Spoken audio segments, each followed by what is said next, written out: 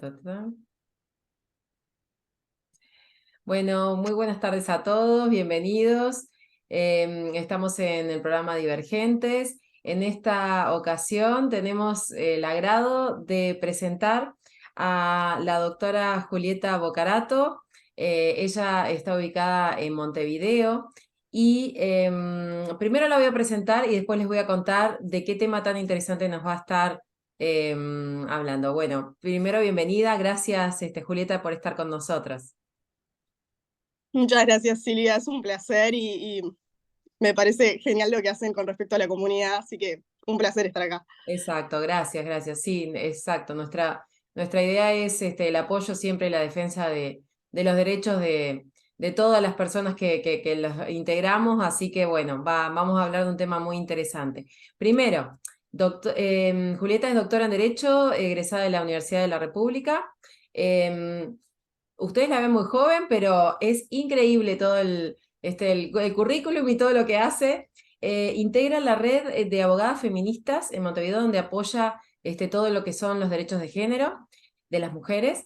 Y también integra el Centro de Promoción y Defensa de Derechos Humanos, donde apoya temas de vivienda, migración, dan charlas. Así que y también apoyan ciertos casos del interior. Así que no solo todo concentrado en Montevideo, sino que está bueno de que nosotros que estamos en el interior del país sepamos que en algunos casos podemos ser asistidos en caso de estar necesitando este tipo de asistencia legal.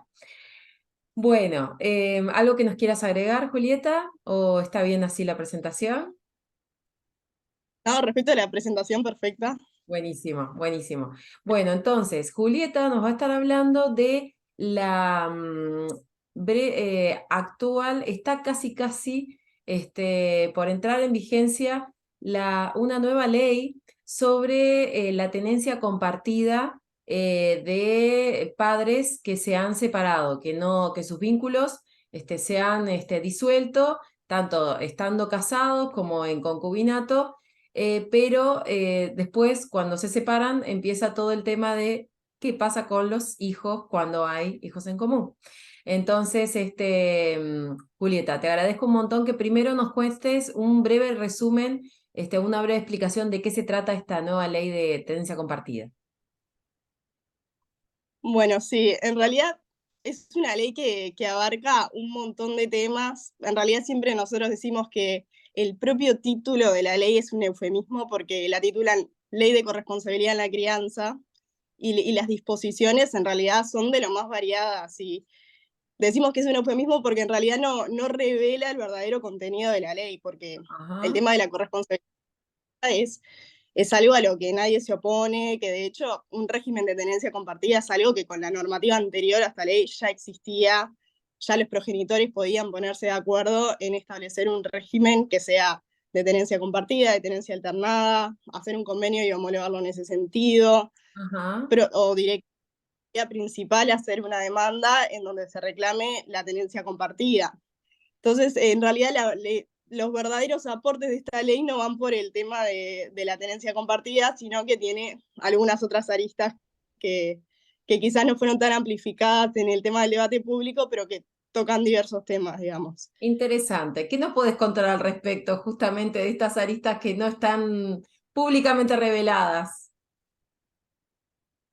Bueno, en realidad, el primer cambio, que esto creo que es lo que más se discutió a nivel de la academia, pero también como esto sí creo que fue lo que más llevó al debate público, es lo que tiene que ver con el tema de que se le impone al juez una directiva de que va a tener que privilegiar en todos los casos la tenencia compartida. Obviamente el juez siempre va a tener que atender a muchos otros elementos, por ejemplo, oír al menor de acuerdo a su autonomía progresiva. Esto quiere decir, no es lo mismo un menor de 2 años, de 5 años, o estar hablando de un adolescente de 15 años. Claro. Entonces, el juez oye siempre al menor, oye a su defensor, pero también evalúa de acuerdo a su autonomía progresiva en qué condiciones va a estar el menor como de obtener un entendimiento cabal de la cuestión y Claro, de expresar su voluntad y de formar su voluntad. claro. Eso es un elemento que siempre cuenta y esta ley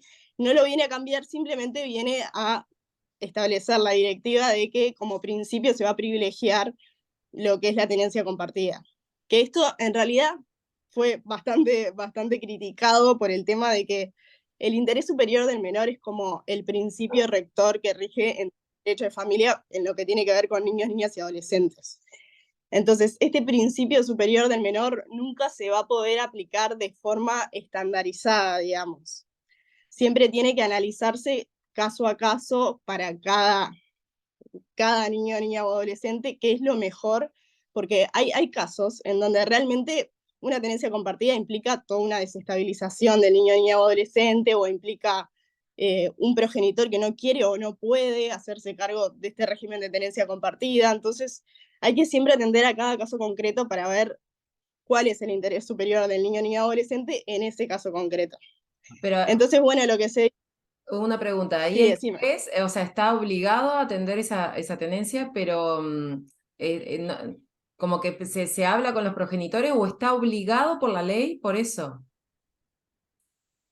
No, bueno, en caso de que un progenitor plantee que no tiene las condiciones para hacerlo, obviamente eso es algo que el juez va a valorar, pero lo que la ley le dice es que el juez tiene, bajo su responsabilidad y pues, con las reglas de la sana crítica, lo que tiene que priorizar es siempre un régimen de tenencia compartida, que eso no es lo que sucedía antes.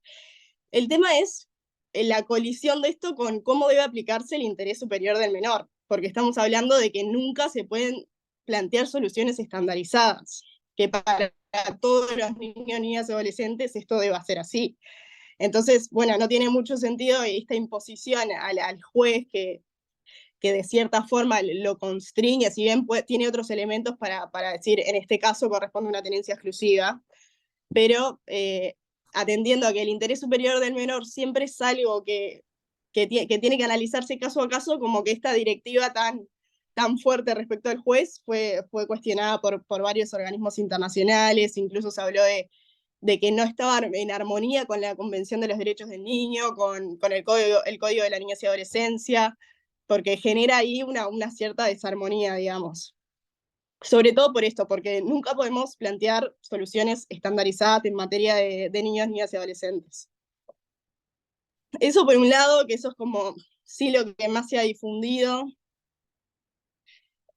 Por otro lado, bueno, esto también se ha hablado bastante, reduce el plazo en los temas relativos a tenencia, recupero de tenencia, restitución de niños, temas relativos a la guarda, que el juez va a tener simplemente 120 días para resolver, que quizás para los que no sean operadores en derecho parece un plazo razonable, digamos, bueno, sean 120 días, pero para quienes estamos en la realidad de los juzgados, 120 días es realmente un plazo sumamente acotado, en donde quizás el juez termine prescindiendo de algunos elementos porque está verdaderamente atado por este plazo que para temas tan importantes, en donde pueda haber temas de vulneración de niños, niñas y adolescentes, resulta un plazo llamativamente corto. Es verdad, porque a veces hay que recabar pruebas y mostrar, Exacto.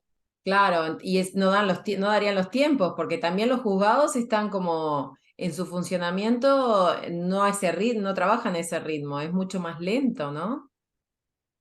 Exacto, y además, bueno, siempre hay una labor del defensor del menor que se entrevista con el menor, con varios miembros de la familia, genera un informe con recomendaciones, y en todo eso los plazos van pasando y cuando mira 120 días es...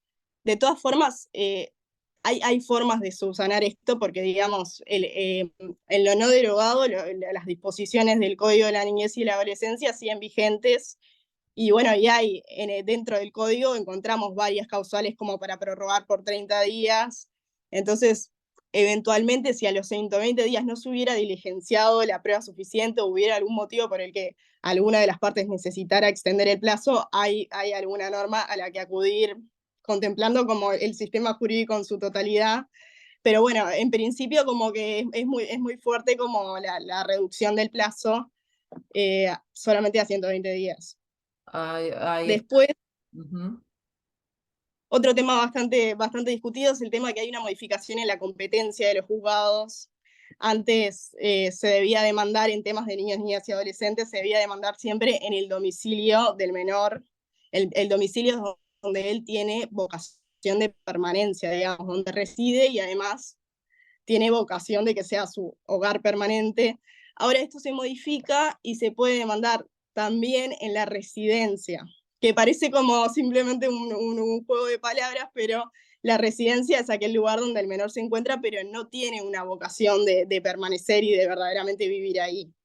Entonces, bueno, es discutible el espíritu con el cual se hizo esta modificación realmente, pero lo que termina ocasionando es que quizás temporalmente un menor está en algún lado y realmente ir a litigar, por ejemplo, asalto a un menor que tiene su vivienda permanente en Montevideo, le implica un montón de costos, digamos que obstaculiza el proceso. Entonces, es una disposición que si lo miramos a la luz del interés del niño y adolescente, resulta claramente inconveniente para ellos, para sus defensores, tener que trasladarse simplemente Claro. porque se demanda evidencia.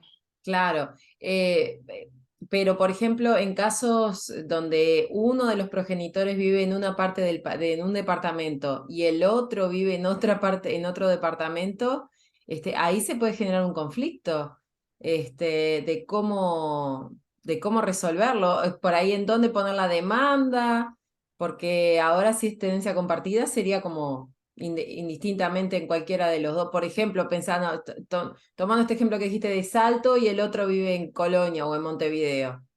Ahí es realmente compleja la situación. Sí, exacto. Es que ya incluso antes con el criterio del domicilio, en estos casos era complicado establecer cuál es el domicilio real del menor que por ahí que tiene dos casas y que pasa igual tiempo en cada casa. Pero ahora se incorpora esto de la residencia, que quizás es un hogar temporal en que estuvo el menor, que no es donde está su verdadera vocación de permanencia, se puede demandar también ahí. En esto tenemos que estar los litigantes bastante atentos en el sentido de que la nueva ley dice residencia y no mera residencia, que son conceptos que son distintos, porque mera residencia es donde estás pero no tenés ni la más remota intención de permanecer, por ejemplo, una cabaña de vacaciones. Seguro. Entonces, bueno, puede haber quien ir a demandar a IS con el mero fin de obstaculizar la defensa y el El- litigio. Entonces, ahí hay que, bueno, una distinción en decir esto es mera residencia, no es, ni siquiera tiene las condiciones para ser una residencia. ok. Pero bueno, esta competencia puede llegar a tener varios problemas prácticos. Si ya era difícil con el tema del domicilio, imagínate ahora Más que difícil. bueno, entra.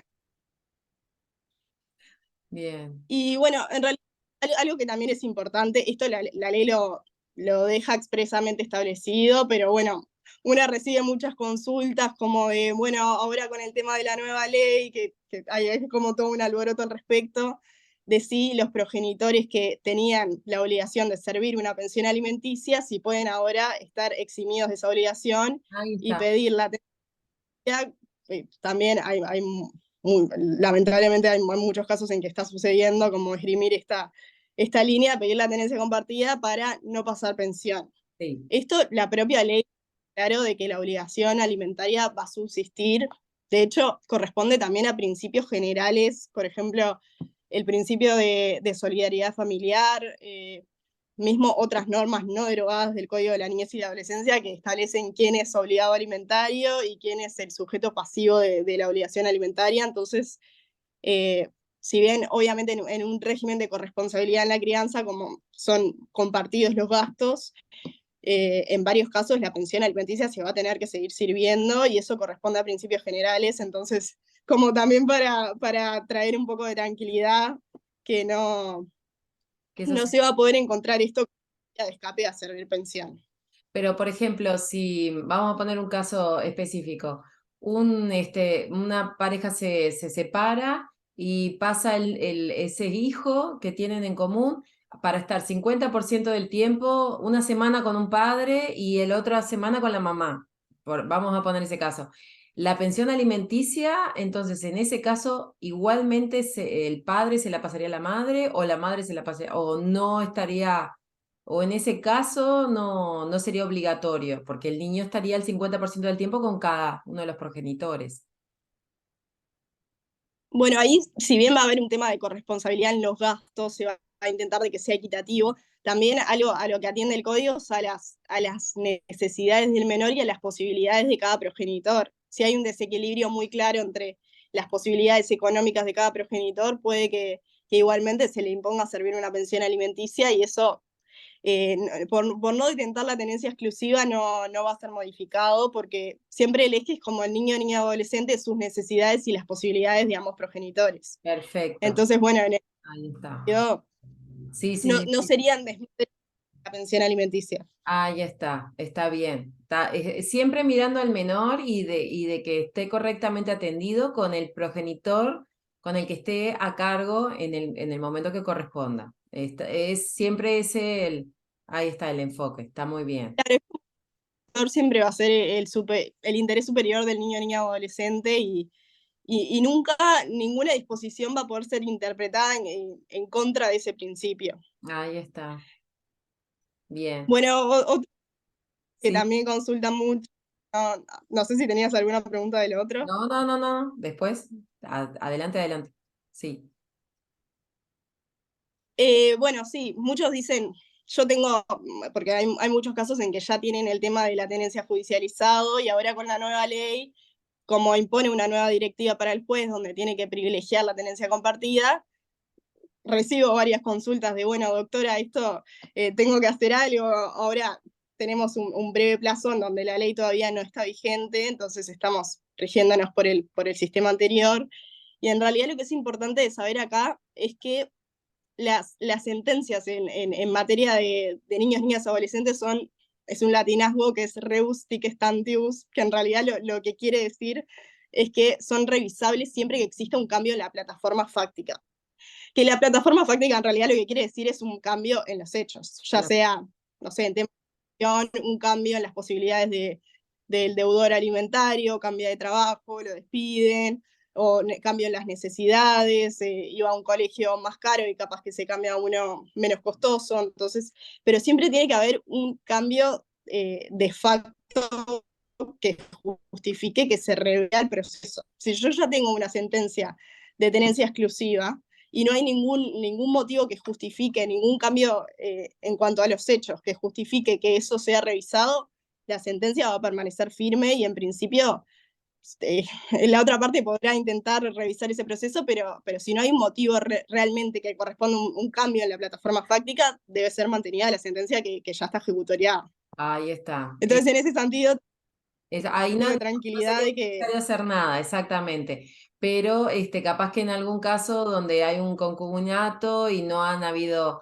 ha habido un acuerdo de palabra entre ambos progenitores, ahora por ahí capaz que la ley igual ese concubinato estaría obligado por la ley anterior, o también tendría posibilidad de hacer algún cambio con esta nueva ley cuando no hay un acuerdo no, judicial de por medio.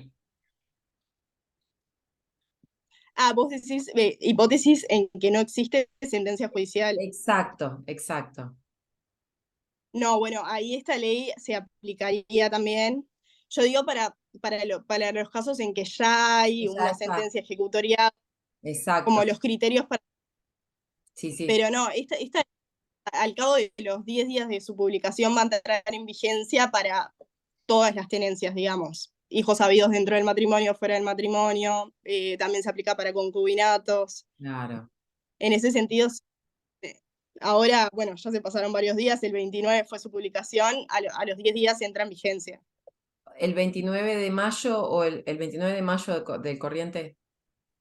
Sí, ya el jueves sería que se cumple el 10.º día El jueves, desde su publicación. el jueves de que El sería jueves, 7, 8 de mayo. sí. 8 de junio, 8 de mayo, De- ahí está. O sea que a partir del 8 de junio, que es en días nada más, ya va a estar plenamente vigente porque esta ley ya fue aprobada en la Cámara de Senadores pero después hay plazos oficiales y bueno, y el último es la publicación y pasan estos 10 días. Pero en estos 10 días es un periodo ventana, que se puede decir, para los que quieran, necesiten hacer algún cambio o apoyarse por la ley anterior.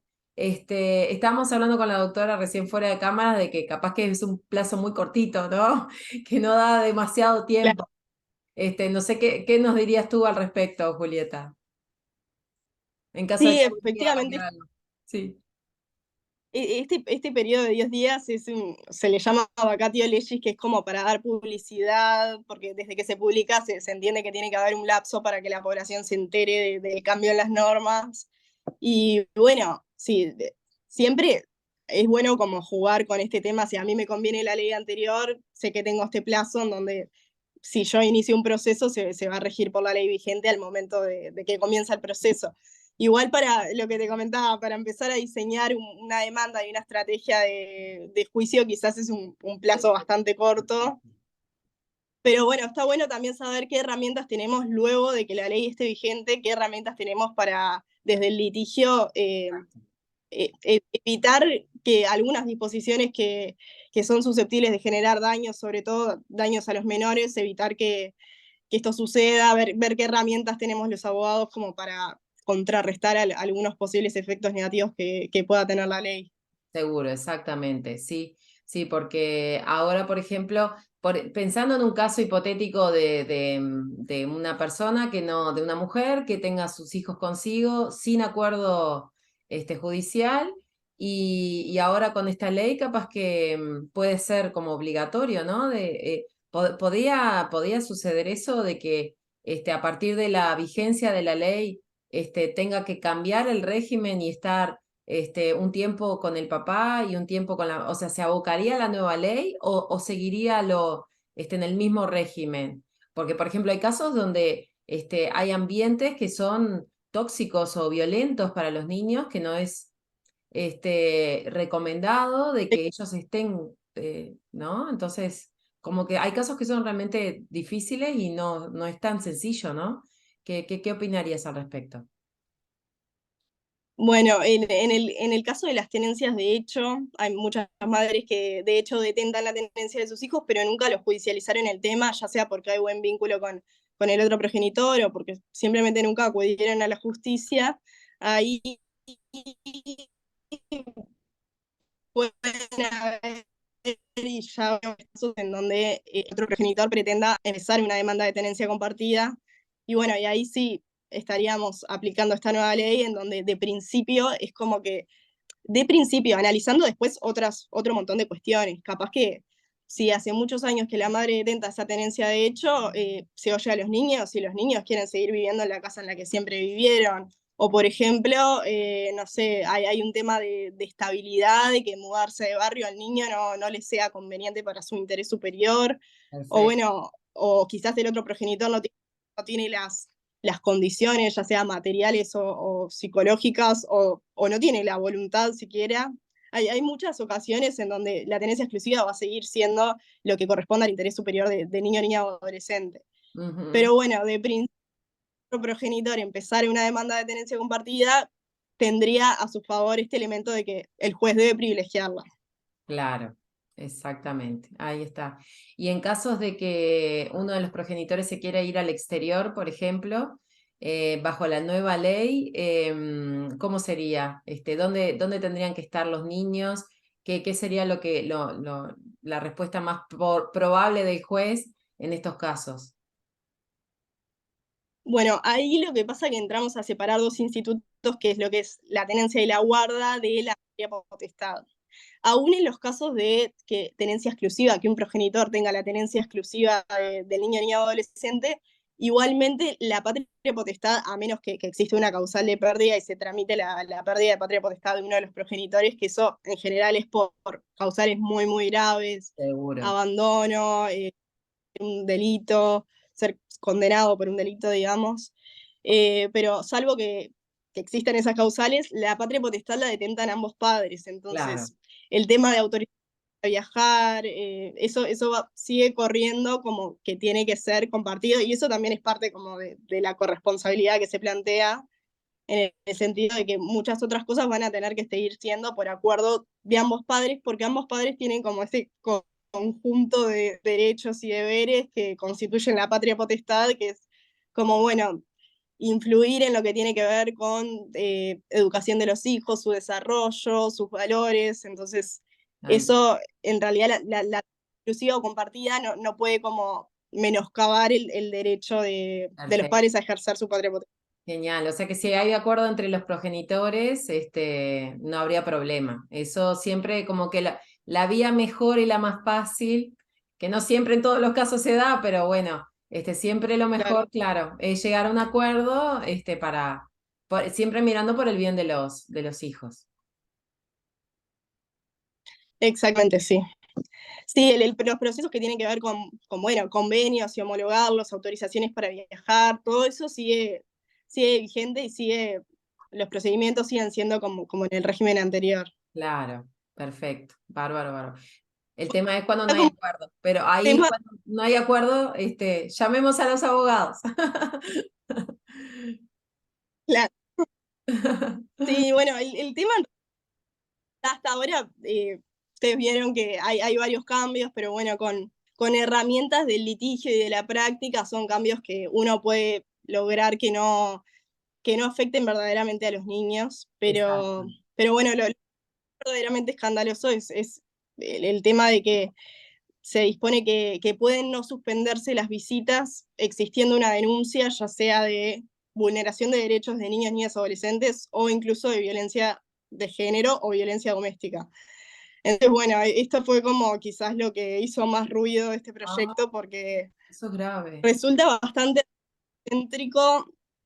Es muy difícil como pensar que se estuvo poniendo la mirada en los niños, niñas, adolescentes con esta disposición, porque verdaderamente existe un riesgo, si bien es el juez el que evalúa si se suspenden o no las visitas bajo su más seria responsabilidad, eso es así, pero bueno, yo no estoy muy de acuerdo con dejar en manos de un operador del derecho, que es de carne y hueso, como un tema tan delicado cuando existen denuncias de por medio.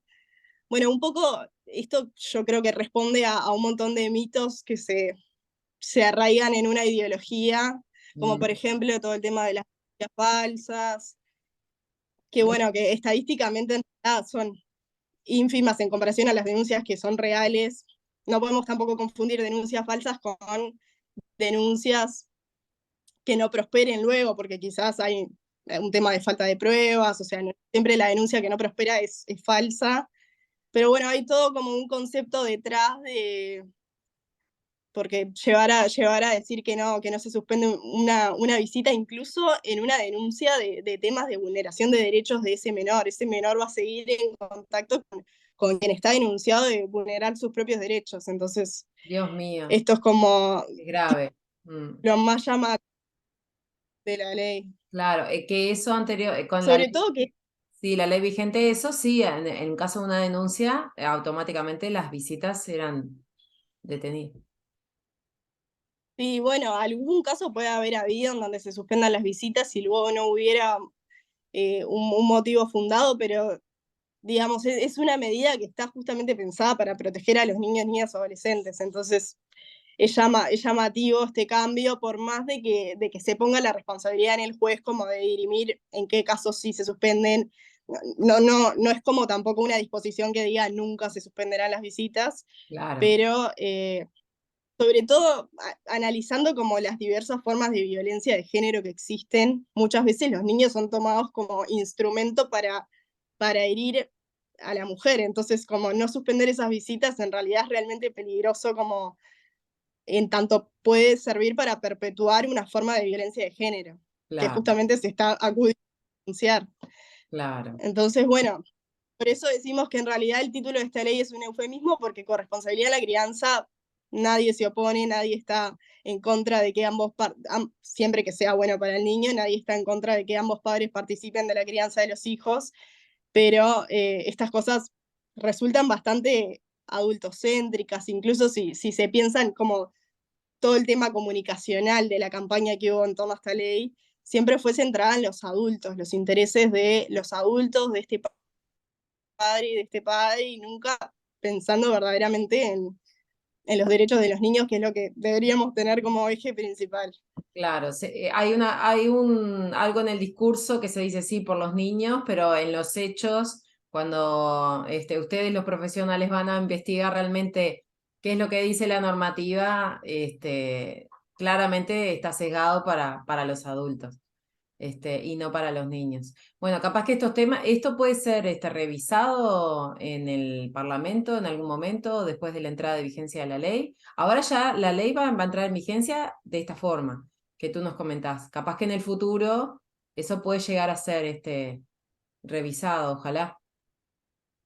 No creo por el Parlamento, pero sí, yo supongo que en breve van a empezar a caer las primeras acciones de inconstitucionalidad de esta norma, que bueno, hay que ver con qué argumentos y si la Suprema Corte de Justicia, que es el órgano que es competente para entender qué es inconstitucional y qué no, hay que ver cómo se expide la Suprema Corte de Justicia, pero bueno, el antecedente que tenemos es en realidad la Ley Integral de Violencia Basada en Género, que es la 19.580, que muchos abogados intentaron presentar acciones de inconstitucionalidad y siempre la Suprema Corte de Justicia las ha rechazado. Ujú. En este caso hay argumentos bastante más fuertes para sostener que hay inconstitucionalidades o incluso inconvencionalidades, que es el término que se utiliza cuando una norma contraviene una convención en materia de derechos humanos ratificada, por ejemplo, la Convención de Derechos del Niño, Claro, que directivos que pareciera que en este articulado no se están contemplando. Entonces, bueno, ahí va a ser tarea de los abogados como ver si se logra que la norma se declare inconstitucional y no se aplique. claro, perfecto. Bueno, en cuanto al paso, hoy estuvo aprobada, la promulgó el Poder Ejecutivo, entonces ya Mm, estaría vigente, está. a menos que se derogue posterior. Exactamente, exactamente. Bueno. Julieta, la verdad, te agradecemos muchísimo por la claridad de la exposición en temas que por ahí no son tan sencillos de explicar, más que nada para nosotros los ciudadanos de a pie, pero ha estado clarísimo todo lo que nos has contado, nos has referido. Te agradecemos mucho porque este es un tema muy importante, ¿sí?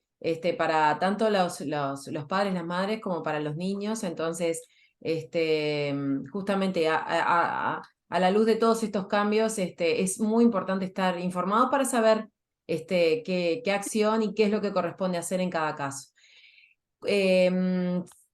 Cualquier duda, cualquier consulta, tú estás trabajando en Montevideo, pero me dijiste que alguna consulta en el interior, estás realizando.